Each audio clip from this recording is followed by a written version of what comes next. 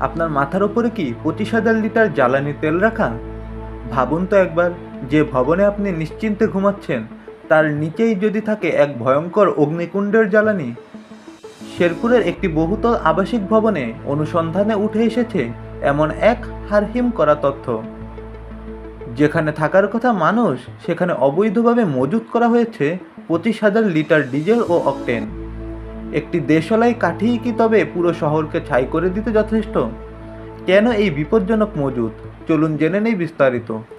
শেরপুরের ব্যস্ততম এলাকায় একটি বহুতল ভবনের নিচতলায় এবং আন্ডারগ্রাউন্ডে অবৈধভাবে এই বিপুল পরিমাণ জ্বালানি তেল মজুত করা হয়েছিল। জেলা প্রশাসন ও আইনশৃঙ্খলা রক্ষাকারী বাহিনীর অভিযানে বেরিয়ে এসেছে এই ভয়ঙ্কর সত্য।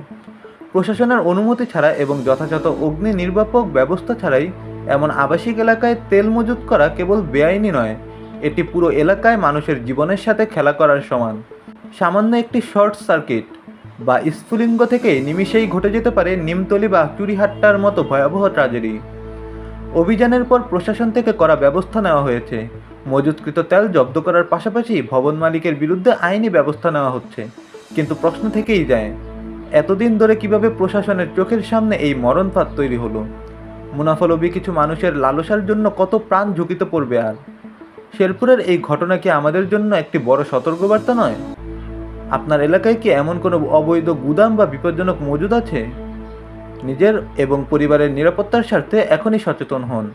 মুনাফালোভী ব্যবসায়ীদের এমন কাণ্ড নিয়ে আপনার মন্তব্য কি? কমেন্টে আপনার মতামত জানান।